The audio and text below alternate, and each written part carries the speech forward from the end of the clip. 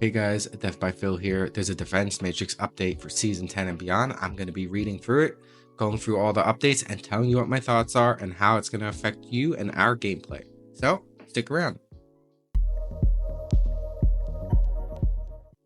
So, playing competitive with friends. So, Overwatch 2 has always been a game best played with friends. However, in competitive play, it may not always work to group up with your friends since you're too far from rank. So they're introducing wide groups in Season 10, so now you'll be able to play with your friends in competitive no matter their rank. GM players can play with bronze players and so forth. The biggest update here is there's going to be probably a lot longer queues if you do wide group, and it looks like you cannot, when you solo queue, there won't be any big groups, no wide groups in that matchup. So in solo, I'm thinking the most you'll get is like duos, or 2 duos and a solo, because you can't have a 4 stack, because then you would get 1 solo person. So 4 stacks just won't work. It's going to be 3 stacks and 5 stacks, and I think that's what they mean by wide group. So if you do go into a 3 stack, likely you'll have either a 5 stack on the other team, or you'll have a 3 stack and a 2 stack on your team. Just keep that in mind. Also, queue times will be much lower. And the other thing that they said is essentially you're going to end up having a lot less progression. So if you have a wide disparity in your ranks, you're not really going to get much progression up. So it's really not advantageous to do this. I would say the only reason to be playing comp with such a wide group, if you just want to play comp with your friends who are way lower rank or way higher rank than yours, none of you will really be affected by the loss or by the win. There'll be very little progression either way. So this is good in a way where if you just want to play with your friends in comp instead of just quick play, you can do it and have that sort of competitive setting and that grind kind of mentality, even though you're probably not getting more than like 1% progression either up or down if win or lose. So you won't be able to boost. They're trying to prevent boosting, so this is a good thing. I don't know really what this adds to the game and the aspect of the game. I feel like not a lot of people are going to play this outside of essentially having not much of a rank difference between your teammates. So nothing bad here, but nothing great in my opinion. The best thing about this, though, is solo players. I'm mostly a solo queue. At most, I'll duo queue. I'm now going to be in narrow groups, which means 2 stacks, no more than that, in my team games. So sometimes I'll solo queue and I get a 4 stack, and they're not in comms. This is better in that instance, so that's the one good thing out of it, and I look forward to it being implemented. This is a very controversial section of the Defense Matrix update. The update on stopping leavers. So we've already made adjustments to discourage leaving unranked games of Overwatch, and there are a few more changes coming in Season 10. We've also taken a firm stance on leavers in competitive play and have a new update for that game mode as well. For unranked games, which I highly disagree with there being a real harsh leaver penalty for unranked games. I mean, that's what quick play's for. If you don't want to play, sure. I get it. If you're leaving a lot of games, maybe you get timed out. But, I mean, you shouldn't really be penalized much when you do have to leave a quick play game if you're not doing it so often. That's my personal opinion. Players who leave 4 of their last 20 games played are put on a cooldown for 20 minutes before they can queue again, with an increase to 4 hours if you leave at least 6 of their last 20 games.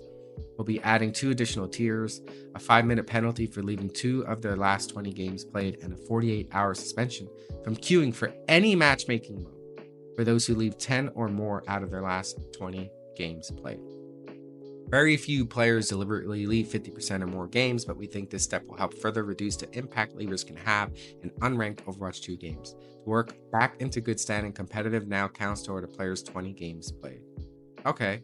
So if you play comp, it works back towards it. I get this part. Leaver penalty updates. I do think it should be a little less harsh, and I think they're trying to do that. So if you leave 1 game, you only get a warning. 2 to 3 games left, you get 5 minutes. 4 to 5 games, you get 20 minutes. 6 to 9 games, you get 4 hours. 10 plus games, 48 hours. So I think really it should be like If you leave 4 to 5 games in your last 20, you get like a 5-minute penalty or like a 10-minute penalty.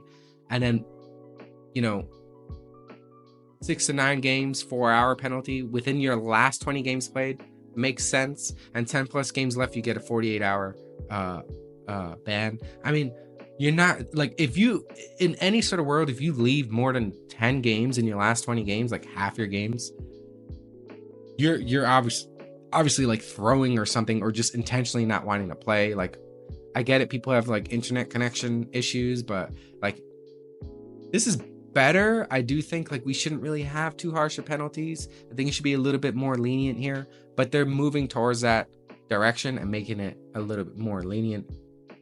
Still don't necessarily agree with quick play games having lever penalties, but it is what it is. Now, the best part of this, though, the really good part, is the competitive play update.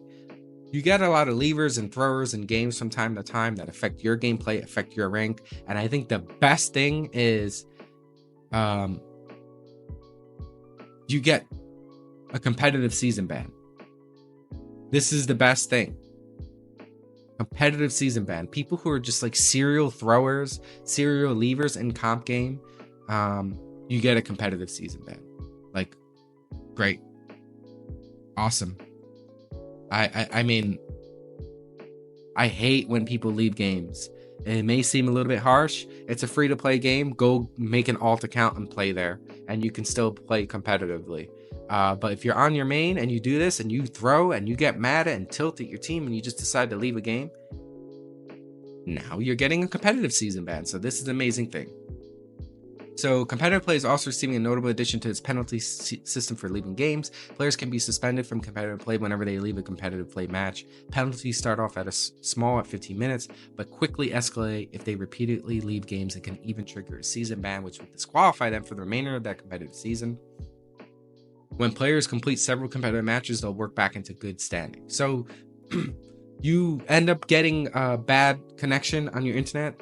When it happens to me, which I have very crappy internet from time to time, I just flat out stop playing the game or just stop playing comp, because I know it's going to affect me and my gameplay. Like, I have lag, so can't use that as a valid excuse. I have bad internet connection. Get off the game, take a break, and don't play comp, because you're risking your rank loss, right? It happens to me. I have bad internet connection. I live in the mountains over here, so sometimes I have really good internet, sometimes I have bad. I'd like to test it before I do anything, like in quick play, and if I do end up having like a lot of lag or like disconnecting from the games, I'll just get off the game entirely. It sucks. I really do want to play Overwatch, and I don't want to be penalized for something out of my control. Completely understand and feel for you when that does happen, but you know, when it is happening to you, we got to think about it and be like, we're affecting our teammates' gameplay. We're affecting the overall feel of the game when we have bad internet, and you know, we got to get off and fix things, or just wait till our internet's better before we do play.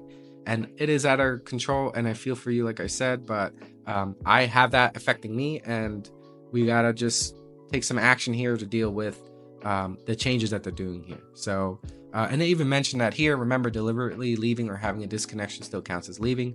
While we understand it is not often intentional, it still greatly impacts the high stakes experience that competitive provides. While any player can have a technical issue when playing, it's important not to jump back into competitive play until you're confident that any technical issue is resolved. If you need help troubleshooting, their help site doesn't really help. I've had to go onto Google and figure out ways to reset my network and uninstall and reinstall my network drivers, which fixed a lot of my lag issues. So Google is your friend. Their support site is not that great. Expanding streamer protect. So this is just an update to hide your name feature as a streamer. A lot of streamers really don't use this unless they're, you know, getting